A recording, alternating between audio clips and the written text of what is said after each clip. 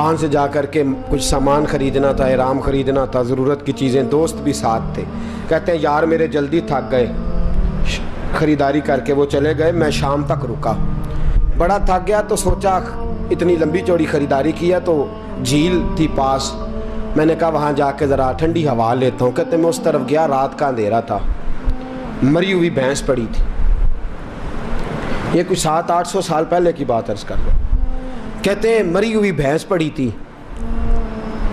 एक औरत काले बुरके में नकाब पोश आई और उस बीबी ने मरी हुई भैंस का खंजर से गोश्त काटा, थैले में डाला और दौड़ी। कहते हैं मेरे ज़हन के अंदर ख्याल आया कि बीबी कोई होटल चलाती है और मुर्दा जानवर का गोश्त लोगों को खिलाती है, वैसे तो जासूसी मना है, इस नीयत से कि मुसलमानों को बचाऊं उसके पीछे हो लिया। कहते हैं वो गलियां गुजरती गुजरती कूफे की तंग गली में गई, एक बड़ा सा दरवाज़ा लकड़ी का, बड़ा फाटक जो पुराने शहरों में होते हैं। कहते हैं उस बड़े फाटक पर उसने ज़ोर ज़ोर से दस्तक दी, दोनों हाथों से दरवाज़ा खुला। वो औरत अंदर दाखिल हुई तो 3-4 बच्चियाँ झट से उसके गिर्द इकट्ठी हो गई। अम्मा कुछ लाई हो? तो रोने लगी, कहने लगी मैं कुछ नहीं ला सकी। कहने लगी ये मुर्दा जानवर का गोश्त है और हुजूर ने फरमाया जब मरने लगो तो मुर्दार खा के भी जान बचा लो। अब मैं देखती हूँ तुमसे खड़ा नहीं हुआ जाता, ना खाओगी तो गिर पड़ोगी, ये मुर्दा ही है, पका लो। कहते हैं अगले लफ्ज़ उस औरत ने कहे तो मैं बाहर खड़ा चीखने लगा। वो कहने लगी हम सैयदज़ादियाँ हैं, सदका ज़कात खा नहीं सकती, पर सब रोगां दा रोग मुहम्मद, जिसका नाम गरीबी, कंड वला के लंघ जाते सब दोस्त यार करीबी सैयद हैं, सदका ज़कात ये मुर्दार खा के गुजारा करो। कहते हैं फिर उस औरत ने चारों बेटियों को सीने से लगाया, कहने लगी तुम्हारा बाप जिंदा होता तो ये दिन ना, सैयद भी और यतीम भी और मिस्कीन भी। फिर वो रोई। हज़रत अब्दुल्ला बिन मुबारक कहते हैं ज़ोर ज़ोर से दरवाजे पे दस्तक दी, बीबी बाहर आई, कौन है?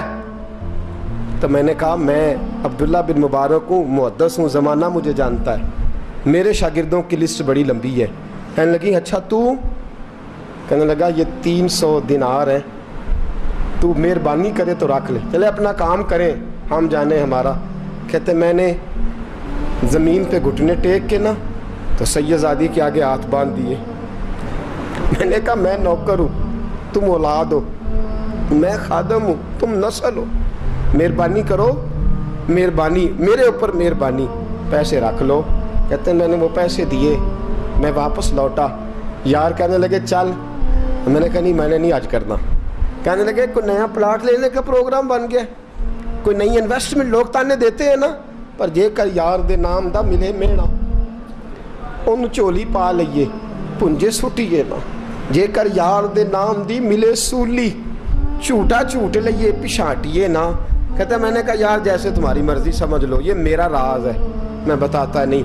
फरमाते हैं लोग हज करने चले गए, मैं वतन आ गया, 6 माह के बाद काफले लौटे, जाग के सुनना ज़रा बात, मेरे नबी ने फरमाया तू मेरे उम्मती की परेशानी दूर कर, अल्लाह कामिल हज का सवाब देगा। फरमाया मेरे हबीब अलैहिस्सलाम की उम्मती हज़रत अब्दुल्ला बिन मुबारक फरमाते मैं आया हज करके, हाजी आए तो मैं बड़ी हसरत के साथ, मैं घर में रोता था, सोचता था आज वो मिना में होंगे, आज वो मुज़दलिफ़ा अरफात में होंगे, आज वो लोग जमरात की रमी कर रहे होंगे।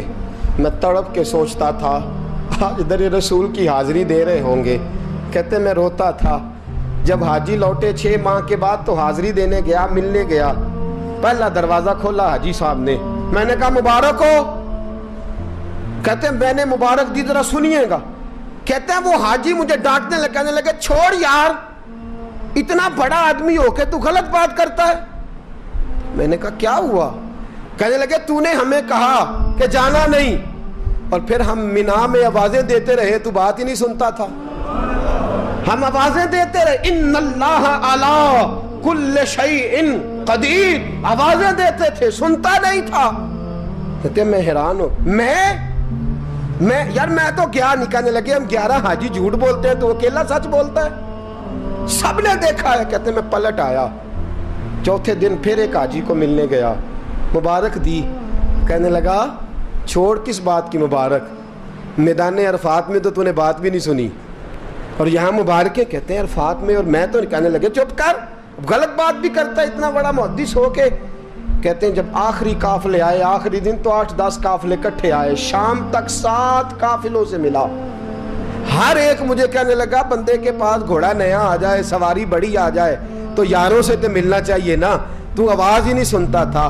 فرماتے ہیں میں تھک گیا کہ الہی ماجرا کیا ہے، میں تو یہاں اس شہر کی گلیوں میں پھرتا رہا اور یہ سارے حاجی کیا رہے ہیں. فرماتے ہیں رات کو حضرت ربیع بن اسلم، وہ بہت بڑے بزرگ محدث تھے، وہ بھی حج کرنے گئے، دروازے پہ دستک دی، باہر آئے تو جھگڑنے لگے، کہنے لگے تو نے مجھے کس مشکل میں ڈال دیا ہے. میں نے کہا حضور کیا ہوا، کس مشکل میں؟ میں تو کہنے لگے چھوڑ یار، عالم تھا تو میں تیری عزت کرتا تھا، تو نے یہ کیا کیا؟ میں نے کہا کیا ہوا؟ کہنے لگے یاد نہیں جب تو روضہ رسول کے سامنے ملا تھا، جب نبی پاک کے مواجہ کے سامنے تو پیسوں والی تھیلی مجھے پکڑا گیا، پکڑ اپنے پیسے. میں تو سنبھالتے سنبھالتے تھک گیا ہوں. کہتے ہیں یوں سینے سے پیسے لگائے، گھر آیا، عشاء پڑی تو سو گیا. میں نے کہا یا اللہ عقدہ کھول دے. رات گہری ہوئی، میرے گھر کی دیواریں چمکنے لگیں، نور پھیلنے لگا، خوشبو ہی خوشبو پورے شہر کو معطر کرنے لگی. کہتے ہیں میں نے آنکھ جھپکی تو سامنے اللہ کے رسول تشریف فرما، سامنے محبوب تشریف فرما ہے. خواب میری وچ آیا ماہی، میں اودے گل وچ پا لئیاں باواں، پھر ڈر دی ماری اکھ بھی نہ کھولاں کتے پھر وچھڑ نہ جاواں. فرماتے میں محبوب پاک کی زیارت کی تو نبی پاک علیہ السلام کا دیدار کر کے پھوٹ پھوٹ کے رویا. اب میرا دل تھا حضور بولے کوئی بات کریں، محبوب بولے لب کھولے. فرمایا کیا؟ حضور نے فرمایا میں تجھے کتنے اور گواہ بھیجوں کہ تیرا حج ہو گیا ہے، میں کتنے گواہ بھیجوں کہ حج تیرا بے پروائی ویک سجن دی جتھے کسے دی پیش نہ جاوے، انہیں تاجاں والے در در رولے، منگتے ہیں تخت بٹھاوے، آزم کسے نو کارا مل دئی، کسے نو کارا، کسے نو کارا مل دئی، کوئی کعبے ہو خالی آوے. فرمایا کتنے گواہ بھیجوں کہ حج ہو گیا. میرے حبیب نے فرمایا اٹھ کے تھیلی کھول کے گیل لے، تو نے 300 دینار دیے تھے، میں نے 600 کر کے واپس کیے. فرمایا کن؟ حضرت عبداللہ بن مبارک نے 60 حج فرمائے. اس کے بعد کتنے حج کیے؟ ایک فرض کیا ہوا تھا 61 ہو گئے. فرماتے ہیں میں بار بار گیا اور جب بلایا سرکار نے خود ہی انتظام ہو گئے. فرماتے ہیں بار بار میرے حبیب نے فرمایا تو آ چاہے نہ آ، رب نے تیرے نام کا فرشتہ بنا دیا ہے جو قیامت تک تیری طرف سے حج کرتا رہے گا، قیامت تک تیری طرف سے منا، مزدلفہ، عرفات، جبل رحمت پہ آتا رہے گا، میری بارگاہ میں درود پڑھتا رہے گا، حج فرشتہ کرے گا، ثواب اللہ تیرے نامہ اعمال میں لکھے گا. میرے دوستو میرے نبی نے فرمایا میرے امتی کی ایک پریشانی دور کر، اللہ قبول حج کا ثواب عطا فرمائے گا. غریبوں کا حج ہے کہ نہیں؟ بولے اشراق چاشت پڑھ حج ہے، 2 لوگوں کی صلح کرا حج ہے، علماء کی نوکری کر، ایک دفعہ 70 حج تجھے ملیں گے. اور میرے رسول پاک صلی اللہ علیہ وسلم نے فرمایا سوکھا حج ہے، سامنے ابا جی ہیں، سامنے اماں جی ہیں، بار بار پیار سے دیکھ، بار بار حج کر، بار بار پیار سے دیکھ، اور کسی غریب کی مدد کر دے، سڑک پار کرا دے، میڈیکل سٹور سے دوائی لا دے، کسی کی نوکری کر دے.